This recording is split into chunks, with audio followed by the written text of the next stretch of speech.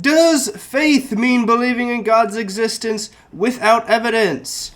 I'm gonna say no, but it does involve believing in something without total evidence.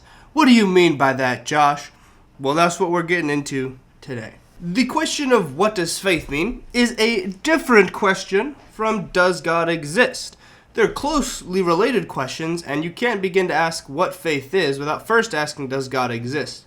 So I can totally empathize with an unbeliever who watches this video and is frustrated with the fact that I'm defining faith and I'm commenting on what I think is a straw man against the idea of faith and then not commenting on God's existence. But I try to keep my videos concise into one idea. So there will be more videos about arguments for God's existence and what I think evidence is for God's existence, and you're welcome to decide if you think that evidence is compelling or not. But there is a common idea going around, even some Christians put forward the idea that faith is believing in God without evidence. I wouldn't try to convince an atheist of faith before I would convince them of a general concept of God's existence. Let's dive into faith and really understand what this word means, not based on opinion, but on the etymology of the word, the history of the word, the context it's been used in, and find out what this word really means. Let's take a look at the etymology of this word. Etymology is the study of words and their origins.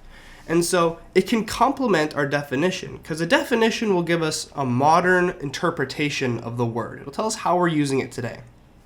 But then the etymology will serve us to find where the word comes from. How did it evolve to be what it is today? What is the source material of this word? And so etymologically, it comes from the Latin word fides, which means trust, meaning trust. And trust is a little bit different than faith, but we'll get to the distinguishment between them a little bit more in the video. But trust means you trust your friend, for example.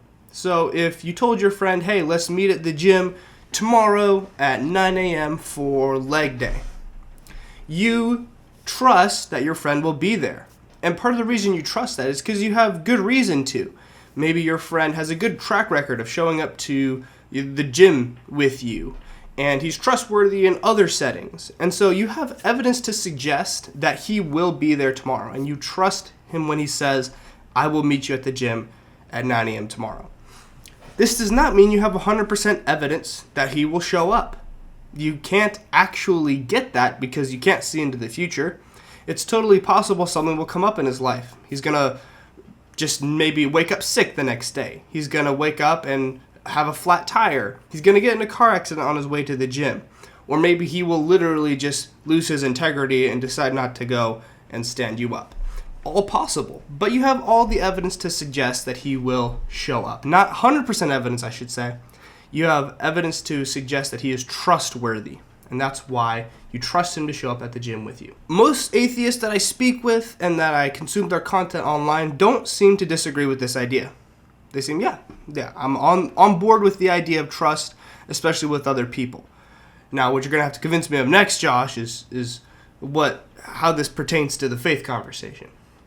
And I think it would be impossible to exist in this world without some idea of trust, which is part of the reason why I think atheists aren't against the idea. It's not like we can ever go about life without trusting the people around us to do certain things. And we have plenty of evidence to suggest they will, even though it's never 100% definite. But we can't operate without trust. We can't operate thinking, oh, I don't have 100% evidence my buddy won't show up to the gym, I'm just not going to go. I don't have 100% evidence that my wife's going to come home from work. I'm just going to assume she's cheating on me. You can't really live life that way. Okay, so what is faith? We found that etymologically it comes from this word trust, fides in Latin. But it is a different word today, and it's used in a different context. So let's look at the context that it's used in today. So for Christians, we can look at the Bible for our context of the word faith. Now, before you get upset that I'm using the Bible here, the reason that I'm using the Bible is not because I'm necessarily advocating that it is the Bible so you should believe it. But it is a source material for Christianity, and Christians believe it is either a really high source of authority or one of the highest sources of authority for what they believe. So it's going to give us an accurate definition of what Christians believe when it comes to faith, even if you, as an atheist, maybe don't personally agree with the validity of some parts of the Bible. I've been diving into the word faith in the Bible, and there's 475 uses of the word faith or some variation of faithfulness, unfaithfulness, etc. in the Bible. And I've been studying every one, but primarily focusing on the most famous examples of faith. And that's in English, by the way, in the ESV version. You have a slightly different translation. I'm sure it'll be a slightly different number. So the most famous examples of faith in the Bible, the first one is probably going to come from this book in the New Testament called Hebrews. And Hebrews is a book that we don't know the author of, but it's found in the New Testament, and it's considered authoritative along with the rest of the books. And the purpose that this book serves is that it writes to a primarily Jewish audience. So it assumes that there's Jews coming in, and they know the Old Testament very well, and they've been taught all of that, but they're not sure how to apply this Jesus thing. What does it mean that Jesus came? So it's a theology book specifically meant for Jewish people. And in chapter 11 of the book of Hebrews, it expounds on the idea of faith and of what it means. In the first verse, Hebrews 11 says this: "Faith is the evidence of things hoped for, the conviction of things not seen." And at outset, this makes it seem like, okay, we're going to believe things totally without evidence, which is different from trust, because trust is we have a good rationale and evidence to believe in the conclusion we're going to make, even though we don't have 100% certainty. Well, then we have to look closely at the verse. The things hoped for, the things not seen. What things is this author referring to? And thus, we have to look at the rest of the context of that chapter and of Hebrews more broadly. And so when we dive into the rest of the chapter, we find a bunch of examples, over 10, I think 16 total examples of Old Testament figures. Again, because this is written to a Jewish audience who knows the Old Testament. And we're picking out examples from the Old Testament of faith. And then we have even more homework to do, but that's a good thing, because now we can get a really good sense of what faith is. Because we can cross-reference the person referenced in Hebrews with the written story in the Old Testament, a lot of them coming from Genesis. And we can see what it was that they did that made them faithful, what exactly it was. And in many, many of the cases, the vast majority of the cases, there is a direct verbal promise from God, and then the people's believing of that promise and trusting God to fulfill the promise is their act of faith. In a handful of the examples, it's harder to discern. It still seems like the idea of trust, but not in every example is there a verbal promise from God. And again, as the atheist, they probably would say God never exists, so God couldn't have spoken to them.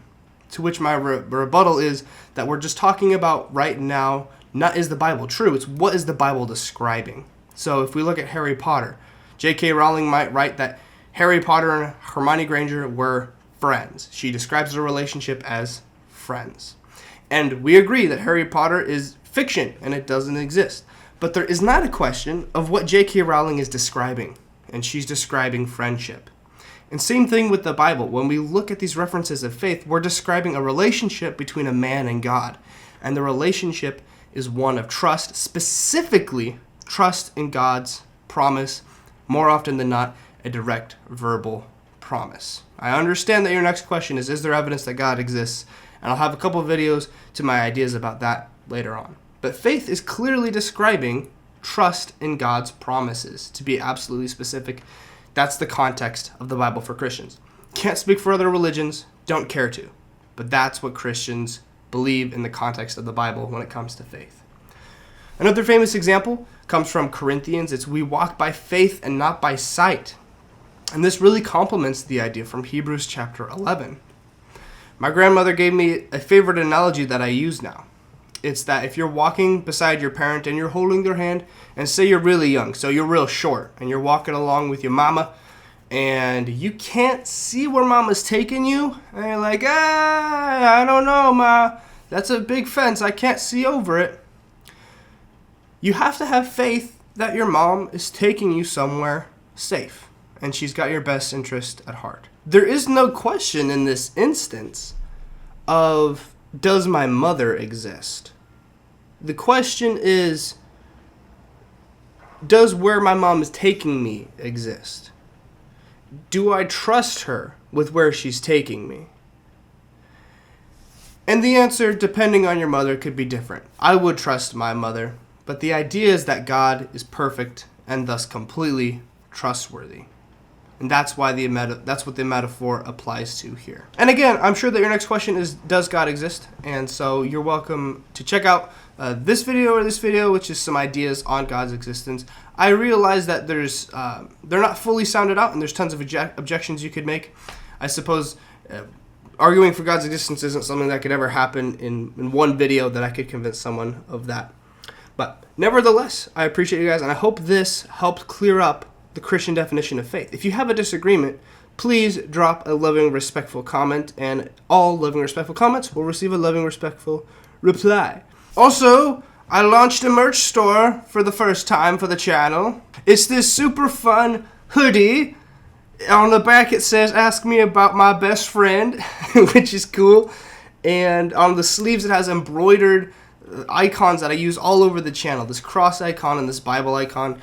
And I've been thinking about starting merch for a long time, and one of the things that held me back is I don't want to just be making money off of sharing about Jesus. That seems really schemy. It's like, my channel's all about Jesus, but also give me money. So any money from the proceeds of these hoodies is just going to go to reinvesting in the channel or just being straight given away. So it's not going to go to me personally. It's only going to go to getting the word out more, or to just literally giving the money away to other people. And remember, Jesus is with you wherever you go to the end of the age.